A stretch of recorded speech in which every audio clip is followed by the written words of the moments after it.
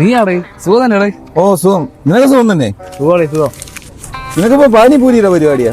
പാനിപൂരി നീയൊക്കെ അന്ന് ഭയങ്കര പഠിത്തമുള്ള ആൾക്കാരല്ലേ? ഞാൻ അന്നേ നിന്റെ അടുത്ത് പറഞ്ഞല്ലേ. അതെ, നിങ്ങളൊക്കെ പഠിച്ചു കയറിപ്പോയി. നമ്മൾ പിന്നെ ഈ പരിപാടി ആയിപ്പോടെ. നിന്റെ കാര്യം കഷ്ടം തന്നെ അല്ലേടേ. ഓ ആളെ ഒന്ന് എടുക്കട്ടാ. വേണ്ട വേണ്ട വേണ്ട വേണ്ട പൈസ വേണ്ട വേണ്ട വേണ്ട പൈസ രസമല്ല. ഞാൻ ഈ വഴിയിൽ നിന്നുള്ള ഭക്ഷണം ഒന്നും വാങ്ങിച്ച് കഴിക്കാറില്ല. നീ ഇപ്പൊ എവിടെ പണി?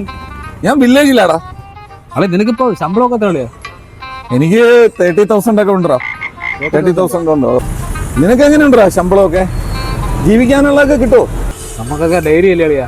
നിങ്ങളൊക്കെ മാസം ശമ്പളം ഇല്ല. എന്നാലും ഒരു ദിവസം ഒരു 2,000-2,500 രൂപ കിട്ടും. എത്ര?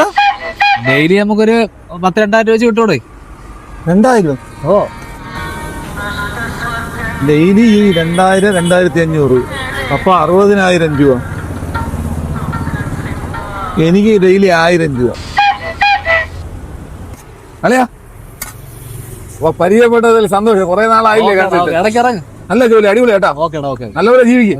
പോട്ടെ. ഓരോരുത്തന്മാരെ കാണുമ്പം വെറുതെ ഓരോ പുച്ഛം ഇട്ട് കൊടുക്കും.